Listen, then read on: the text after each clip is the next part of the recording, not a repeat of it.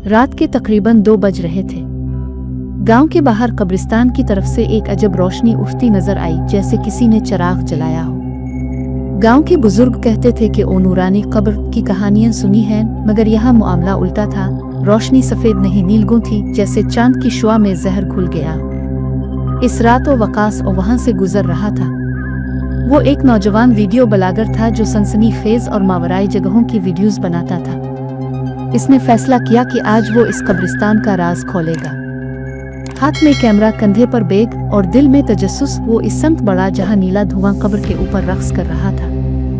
जब वो कब्र के करीब पहुंचा तो जमीन में हल्की सी लर्जिश हुई, जैसे नीचे कुछ हरकत कर रहा हो। इसने झुक कर देखा, मिट्टी थोड़ी सी अलिफाबेर हुई थी, जैसे अंदर से किसी ने धकेला।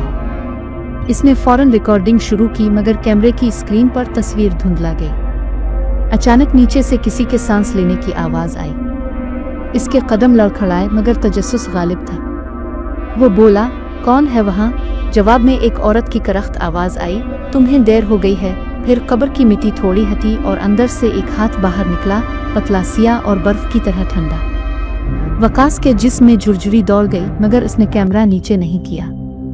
हाथ आहिस्ता आहिस्ता बाहर आया, फिर दूसरा हाथ और आखिर में एक चेहरा, आंखों में नीली चमक, होंठों पर एक मुस्कुराहट जो इंसानी नहीं थी। इस औरत का चेहरा खूबसूरत जरूर था, मगर कुछ टूटा हुआ, जैसे आईने में दरार पड़ी हो।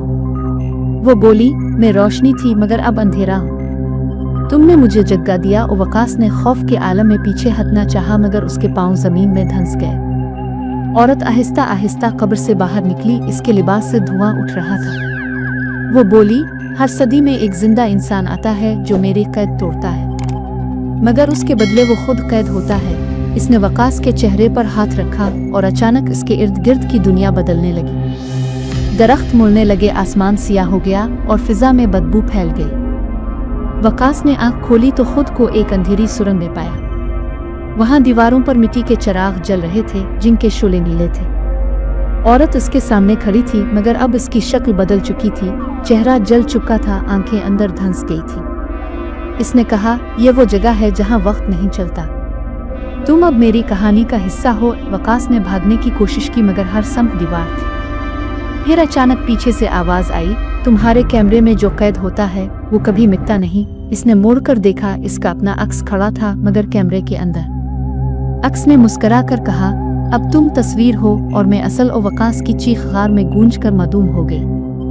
दूसरी सुबह गांव के लोगों ने कब्रिस्तान में वकास का कैमरा पाया, मगर हैरत अंगेज बात यह थी कि कैमरा खुद ब खुद रिकॉर्डिंग कर रहा था और स्क्रीन पर वकास का चेहरा नजर आ रहा था, जो बार बार मदद मांग रहा था। पुलिस ने कैमरा जब्त किया, मगर अगली रात स्टेशन में अजीब वाकया पेश आया।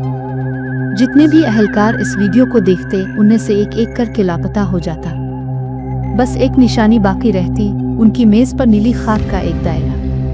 चंद दिन बाद गांव के लोग कब्रिस्तान के पास गए तो देखा कि वो कब्र जिससे रोशनी निकलती थी अब दोबारा मिट्टी से ढकी हुई है, मगर इस पर नया नाम लिखा था, वकास बिन अहमद। इस रात जब चांद निकला, फिर वही नीला धुआं अलिफाते और किसी ने कब्र के अंदर से वीडियो कैमरे की हल्की सी बीप की आवाज सुनी। लोगों ने कब्रिस्तान का दरवाजा बंद कर दिया, मगर हर साल इसी रात नीली रोशनी दोबारा नमूदार होती है और अगर कोई करीब जाए तो इसकी परछाई गायब हो जाती है।